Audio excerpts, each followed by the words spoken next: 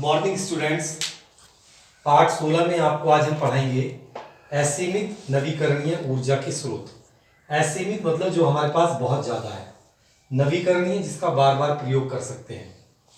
तो बच्चों, मैंने ये आपको पहले ही बताया था कि पृथ्वी पर ऐसी बहुत सारी ऊर्जाएं हैं जिन्हें हम बार बार प्रयोग कर सकते हैं, जैसे सौर ऊर्जा। सौर ऊर्जा का मतलब है कि जो सूर्य से जो प्रकाश आ रहा है उस ऊर्जा को हम प्रयोग कर सकते हैं। आपने सोलर सेल सुना होगा। सोलर सेल में सौर ऊर्जा यानी सूर्य की ऊर्जा से हम विद्युत ऊर्जा बना लेते हैं। जल ऊष्मक होते हैं, सूर्य के प्रकाश से जल को गर्म कर लेते हैं। और भी बहुत सारी चीज़ें हैं जहाँ सौर ऊर्जा का प्रयोग हो सकता है। तो सौर ऊर्जा हो गई। वायु ऊर्जा, वायु ऊर्जा से वायु के द्वारा हम बड़े बड़े पंखे चलाकर जनरेटर चला सकते हैं और जनरेटर से विद्युत बन सकती है। वायु की ऊर्जा के द्वारा हम बड़ी बड़ी मशीनों को चला सकते हैं, जैसे आटा पीसने वाली चक्की चला सकते हैं। तो इस तरीके से, और वायु तो बार बार प्रयोग की जा सकती है, वायु चलती रहती है, वो ऐसी ऊर्जा नहीं है जो समाप्त हो जाए। तो इस ऊर्जा का प्रयोग भी असीमित रूप से किया जा सकता है। नंबर 3 है जल ऊर्जा। नदियों का बहता जल निरंतर चलता रहता है। पहाड़ों से नदियाँ आती हैं, पहाड़ों पर वर्षा होती है और वहाँ से नदियाँ वर्ष भर चलती रहती हैं। तो उस बहते हुए जल की ऊर्जा को हम प्रयोग में ला सकते हैं, एक सामान को एक स्थान से दूसरे स्थान पर ले जाने पर। या वहाँ भी हम पंचक्की, जो पानी से चलने वाली जो चक्कियाँ होती हैं या टरबाइन होती है, पानी से घुमा सकते हैं।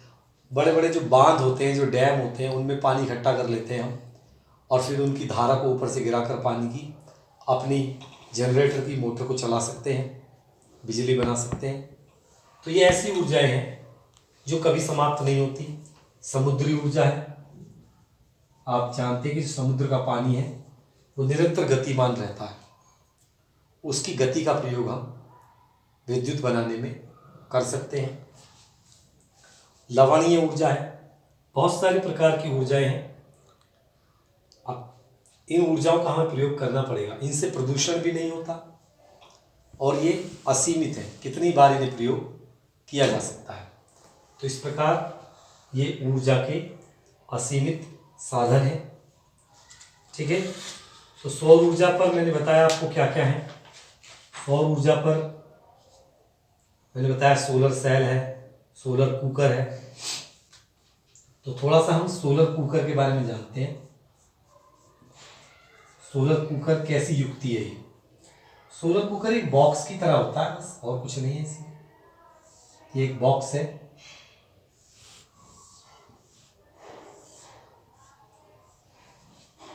ये एक बॉक्स होता है इस तरीके से। इस बॉक्स में अंदर काला पेंट कर देते हैं और इस बॉक्स का जो ढक्कन होता है, जो इस पर ढका जाएगा, उस पर हम शीशा लगा देते हैं। जब सूर्य की किरणें आती हैं वो शीशे से टकरा कर बॉक्स के अंदर जाती हैं। इसके अंदर हम बर्तन रख सकते हैं। उन बर्तनों में रखा हुआ जो सामान है वो गर्म होने लगेगा। और इसके ये शीशा, इसका ढक्कन, इसके ऊपर भी एक शीशे का, मोटे शीशे का एक ढक्कन लगा देते हैं। मोटा शीशा जो है प्रकाश को अंदर तो आने देगा, लेकिन अंदर से बाहर नहीं जाने देगा और अंदर गर्मी रहेगी। ठीक है। इस प्रकार सोलर सेल है। सोलर सेल आप जानते हैं कि वो क्या करेगा, सौर ऊर्जा को विद्युत ऊर्जा में बदलेगा। सोलर पैनल, पैनल क्या होगा, इसमें बहुत सारे छोटे छोटे सोलर सेल लगे होंगे और उससे बहुत ज़्यादा ऊर्जा हमें मिलती है। उससे हम विद्युत मोटर चला सकते हैं। आजकल इसका बहुत प्रयोग हो रहा है। पवन ऊर्जा के बारे में बताया मैंने कि उससे हम चक्की चला सकते हैं, टरबाइन चला सकते हैं, हैंडपंप चला सकते हैं वायु ऊर्जा से। ठीक है। जल ऊर्जा के बारे में मैंने बताया आपको। जल ऊर्जा से आप बांध बनाकर बिजली बना सकते हैं। एक ऊर्जा और है जो असीमित है, वो है जैविक ऊर्जा। ये जैविक ऊर्जा क्या है बच्चों? पेड़ पौधों और जीव जंतुओं के जो अपशिष्ट पदार्थ होते हैं उनको हम एक गड्ढे में भर लेते हैं और उन्हें सड़ने देते हैं। उनके सड़ने से जो गैसें बनती हैं उन गैसों को हम ईंधन के रूप में प्रयोग कर सकते हैं। उसमें मुख्य रूप से मीथेन गैस बनती है और मीथेन गैस एक अच्छा ईंधन है, साफ़ सुथरा ईंधन है, कोई प्रदूषण नहीं होता। और उनके सड़ने के बाद जो पदार्थ बचता है वो एक बहुत अच्छा खाद होता है। उसे हम खेतों में खाद के रूप में प्रयोग कर सकते हैं। तो इस प्रकार जैविक ऊर्जा भी एक अच्छा विकल्प है। और आजकल नाभिकीय ऊर्जा का भी बहुत प्रयोग हो रहा है। नाभिकीय ऊर्जा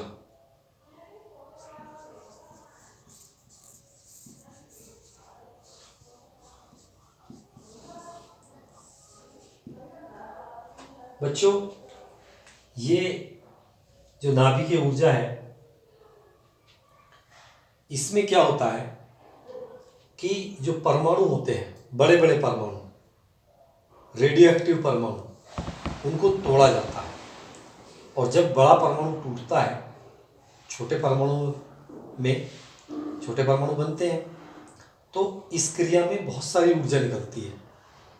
एक बड़ा परमाणु होगा, उसको तोड़ा जाएगा न्यूट्रॉन से या किसी भी चीज़ से, फिर टूटने के बाद वो दो छोटे परमाणु बदल जाएगा। इस क्रिया में ही बहुत सारी ऊर्जा निकलती है। तो क्योंकि ये नाभिक टूटता है परमाणु का और दो छोटे नाभिक बनते हैं, तो नाभिक के टूटने और दोबारा नाभिकों के बनने में जो ऊर्जा मुक्त होती है उसे नाभिकीय ऊर्जा कहते हैं। और इसमें बच्चों बहुत ऊर्जा मिलती है, अपार ऊर्जा मिलती है, और उसका प्रयोग हम अपना बिजली बनाने में, विद्युत बनाने में कर सकते हैं। तो इस प्रकार बच्चों कुछ नाभिकीय ऊर्जा के जो प्लांट हैं हमारे देश में अभी बहुत ज़्यादा नहीं है। वर्तमान में तमिलनाडु के कलपक्कम में है और कूडानुकुलम में है, महाराष्ट्र के तारापुर में है, राजस्थान के रावत भाटा में है, कर्नाटक के कैगा में है, गुजरात में कारापार में है और हमारे उत्तर प्रदेश में नरोरा में है। इनका आज भरपूर प्रयोग किया जा रहा है विद्युत बनाने के लिए। ठीक है, तो बच्चों ये जो हम ऊर्जा का प्रयोग कर रहे हैं ये आज हमारी आवश्यकता बन चुकी है। हर कार्य में हमें ऊर्जा की ज़रूरत है। बड़ी बड़ी कंपनियां, गाड़ियां, हमारे चारों तरफ बहुत ऐसे स्रोत हैं जो बिना ऊर्जा के नहीं चल सकते। तो इसलिए ऊर्जा संरक्षण की भी जरूरत है, ऊर्जा को बचाना भी है हमें। ऊर्जा संरक्षण, ऊर्जा को बचाना, हमें ऊर्जा की बचत के बारे में सोचना चाहिए। किस प्रकार हम कम से कम ऊर्जा से ज़्यादा कार्य कर सकते हैं। तो हमें नई नई युक्तियाँ बनानी चाहिए जिससे कम ऊर्जा खर्च करके अधिक काम किया जा सके। परंपरागत स्रोतों को हम कभी कभी प्रयोग करें और नए नए स्रोतों की खोज करें। घर में जिस चीज़ की आवश्यकता है और जितनी आवश्यकता उतनी ही ऊर्जा का प्रयोग करें। जो विद्युत ऊर्जा है ज़्यादा से ज़्यादा उसकी बचत करें। परिवार के सभी लोग एक कमरे में बैठकर टीवी देखें, एक ही पंखे से काम चला लें, एक ही बल्ब से काम चला लें। और भी बहुत सारे तरीके हैं। सोलर कुकर, यानी ये जो ऊर्जा के जो नवीकरणीय स्रोत हैं इनका ज़्यादा से ज़्यादा प्रयोग करें, अपने आप ऊर्जा की बचत होने लगेगी। तो बच्चों इस पाठ में आज मैं इतना ही आपको पढ़ाया और ये पाठ समाप्त हो गया है। इस पाठ के आप प्रश्न उत्तर करें अपनी कॉपी में और जो प्रश्न आपको ना आए मुझसे आप पूछ लें। इस प्रकार आपका ये पाठ नंबर 16 खत्म हो जाता है। इस पाठ में अगर कोई समस्या आपको आती है तो मुझसे पूछ लें। अगली क्लास में मैं आपको पाठ नंबर 17 पढ़ाऊँगा। नमस्कार, धन्यवाद।